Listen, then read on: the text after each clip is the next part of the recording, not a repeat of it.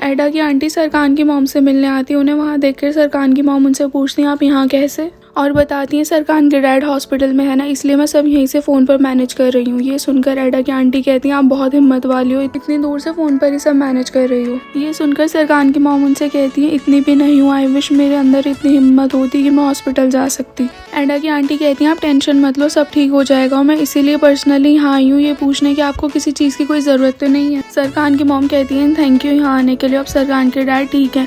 एडा की आंटी उन्हें केक देकर कहती हैं मैंने खुद बनाया आपके लिए और अब मैं चलती हूँ, आप आराम करो। सरकान की मॉम उनसे कहती हैं कि सबने सरकान के डैड के बारे में पूछा लेकिन आप पहली हो जिसने मेरे बारे में पूछा। एडा की आंटी कहती है कोई बात नहीं, अगर आपको किसी भी चीज़ की ज़रूरत हो या कोई भी हेल्प चाहिए हो तो आप बस मुझे कॉल कर देना। सरकान की मॉम उन्हें बताती हैं कि अब एडा और सरकान रियल में एक हो गए हैं। ये सुनकर एडा की आंटी शॉक हो जाती हैं और कहती हैं ये नहीं हो सकता, और फिर बाद में रोने लगती हैं। सरकान मिस्टर एफए को ऑफिस दिखाता है और मिस्टर एफए सरकान से पूछते हैं कि तुम्हारे पास कोई लैंडस्केपर डिजाइनर है जो मेरी असिस्टेंट बन जाए। फिर सरकान एफए को एडा से मिलवाता है और एफए एडा से पूछता है क्या तुम मेरी हेल्प करोगी प्रोजेक्ट में।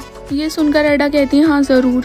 जेरिन फेरिट से मिलती है ऑफिस में और कहती है मैं बहुत परेशान थी तुम्हारे लिए और मैं जानती हूँ तुम थोड़े मुश्किल टाइम से गुजर रहे हो लेकिन सब ठीक हो जाएगा। सेलिन फेरिट और जेरिन दोनों को बात करता हुआ देखती है और गुस्सा करने लगती है। फिर पेरल वहाँ आती है और उसे बताती है कि तुम टेंशन मत लो, ऐसा कुछ नहीं है जैसा तुम सोच रही हो। जेरिन बहुत अच्छी लड़की और मुझे यकीन है कि इन दोनों के बीच कुछ नहीं है। सरकान एडा और एफए को एक साथ काम करता हुआ देखकर जेलस होने लगता है। फिर बाद में एडा से पूछता है कि तुम्हें क्या लगता है एफए कैसा है। एडा कहती हूँ मेरे आइडियल है और इटाली की नंबर 1 लैंडस्केप डिजाइनर है और उसके साथ काम करना मेरे लिए बहुत अच्छा है। सरकान के डैड हॉस्पिटल से घर आते हैं और सरकान की मॉम उनका बहुत ख्याल रखती हैं। सरकान और एडा एक साथ लंच करते हैं और फिर रात को एक साथ बाहर जाने का प्लान बनाते हैं, लेकिन उसी टाइम सरकान और एडा दोनों के पास उनके घर से कॉल आती है और सरकान की मॉम उसे घर बुलाती है बोल करके तुम्हारे डैड घर आ गए हैं, और एडा की आंटी बोलती है मैंने तुम्हारे लिए डिनर बनाया, जल्दी घर आओ। फिर सरकान एडा से कहता है आज तुम अपनी आंटी को बता ही देना हमारे बारे में, और फिर दोनों अपने घर चले जाते हैं। घर जाकर एडा अपनी आंटी को बताती है कि मैं सरकान से प्यार करती हूँ और हम दोनों एक साथ हैं। एडा की आंटी उससे कहती हैं वही आदमी है ना जिसने सेलिन से शादी करने के लिए तुम्हारे साथ कॉन्ट्रैक्ट साइन करा था और तुम उस पर कैसे ट्रस्ट कर सकती हो। एडा कहती है मैं जानती हूँ सरकान ऐसा नहीं है, और सरकान भी अपने मॉम डैड को एडा के बारे में बता देता है। और बाद में एडा की आंटी और सरकान की मॉम दोनों एक दूसरे से फ़ोन पर बात करती हैं और कहती हैं हमारी प्रॉब्लम एक ही और हमें एक दूसरे की हेल्प करनी होगी। सरकान की मॉम कहती हैं तो हम एक काम करते हैं, मैं एडा को समझाऊंगी, और एडा की आंटी कहती है मैं सरकान को। सरकान एडा से मिलने उसके घर जाता है और उसकी आंटी सरकान को अंदर बुलाकर उससे बात करती हैं और एडा को वहाँ से जाने के लिए बोलती हैं और सरकान से कहती हैं चाहे कुछ भी हो जाए एडा इटाली ज़रूर जाएगी। और सरकान कहता है हाँ ज़रूर जाएगी। और फिर सरकान के आगे कुछ कंडीशंस रखती हैं, लेकिन सरकान उनकी सारी कंडीशंस मान जाता है। और बाद में एडा की आंटी सरकान से कहती हैं चाहे कुछ भी हो जाए लेकिन मैं तुम्हारा एडा के साथ रिलेशनशिप अप्रूव नहीं करूंगी। अगले दिन एडा भी सरकान के डैड से मिलने जाती है और सरकान की मॉम भी एडा के सामने अजीब अजीब सी कंडीशंस रखती हैं, लेकिन एडा भी मान जाती है। सरकान और एडा दोनों एक साथ ऑफिस आते हैं। पिरल एंगिन को कॉल करके पूछती है तुम कहाँ हो, किसकी वजह से तुमने कंट्री छोड़ दी क्या। एडा पिरल से मिलने आती है अपने डिजाइन्स दिखाने के लिए, लेकिन पिरल उससे कहती है तुम 2 महीने में यहाँ क्या कर लोगी, इससे अच्छा है तुम ये प्रोजेक्ट मिसेस एदिल को दे दो क्योंकि ऐसे काम करना सही नहीं है, या तो इसे पूरा करो वरना दे दो। पिरल कहती है और मैं तुमसे प्रोफेशनली बोल रही हूँ, तुम इसे गलत मत समझना। एडा कहती है हाँ तुम ठीक बोल रही हो, और ये बोलकर वहाँ से चली जाती है। सरकान सेलिन से कहता है मुझे तुम्हारी जरूरत है, मैं तुम्हारे बिना ये सब काम कंप्लीट नहीं कर सकता, और एडा ये सब सुन लेती है। एफए पीछे से एडा को आवाज देता है और कहता है मैं तुम्हारे लिए कॉफी लाया हूँ। फिर बाद में पूछता है तुम्हारे हाथ में क्या है।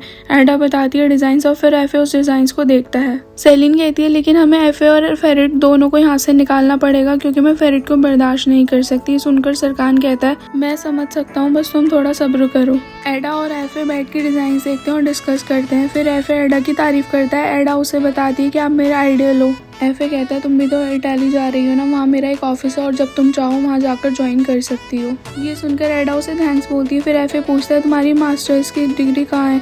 एडा कहती है मेरी ग्रेजुएशन कंप्लीट नहीं हुई, मैं अभी तक एक स्टूडेंट हूँ। ये सुनकर एफए कहता है जहाँ तक मुझे पता है बिना डिग्री के इस कंपनी में जॉब मिलना मुश्किल है, लेकिन तुम्हारे पास ज़रूर इसका कोई रीज़न होगा। सरकान अपने कैबिन में खड़ा होकर दोनों की बातें सुन रहा होता है। एडा सरकान के कैबिन में आकर उसे पूछती है कि हम बात कर सकते हैं। सरकान कहता है अभी नहीं, अभी मैं बहुत बिजी हूँ, बाद में करेंगे। लेकिन एडा उससे कहती है मुझे अपनी पढ़ाई पर फोकस करना है क्योंकि मैं 2 महीने बाद हर हाल में यहाँ से चली जाऊंगी। सरकान कहता है मुझे पता है, मैंने अभी एफए और तुम्हारी बातें सुनी है कि तुम एफए के साथ काम करना चाहती हो, बहुत बढ़िया। एडा कहती है एफए इन सब में कहाँ से आ गया, मैं तो पहले से ही जाने के लिए बोल रही थी और तुम अपना सारा काम छोड़कर मेरे साथ चल नहीं सकते ना, इसलिए ये सब बोल रहे हो। सरकान ये सुनकर कहता है तुम्हें क्या लगता है मैं बहाना बना रहा हूँ सच में? एडा कहती है हाँ, क्योंकि तुम्हारी सारी प्रायोरिटीज यही है। ये सुनकर सरकान ऑफिस से चला जाता है। एडा उसके पीछे जाती है लेकिन वो वहाँ से चला जाता है। एडा अंदर आकर लैला से पूछती है सरकान इतनी जल्दी में कहाँ जा सकता है?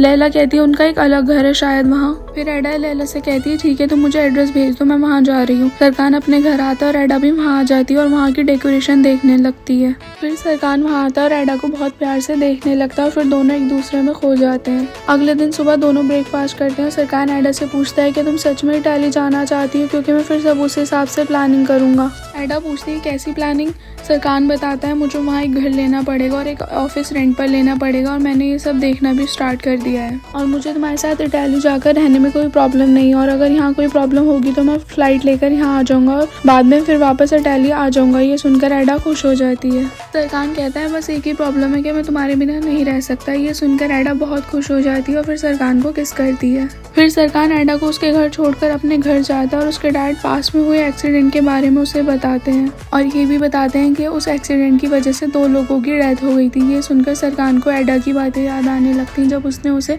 अपने पेरेंट्स की डेथ के बारे में बताया था। सरकान के डैड बताते हैं कि जिनकी डेथ हुई उनकी एक बेटी भी थी और मैंने उसे बहुत ढूंढा कि जिससे मैं उसे अडॉप्ट कर लूँ, लेकिन वो मुझे कहीं नहीं मिली क्योंकि उसकी आंटी ने उसका लास्ट नेम चेंज कर दिया था। लेकिन मुझे अब पता चल गया है कि वो लड़की एडा है। ये सुनकर सरकान रोने लगता है, अपना सिर पकड़ के बैठ जाता है।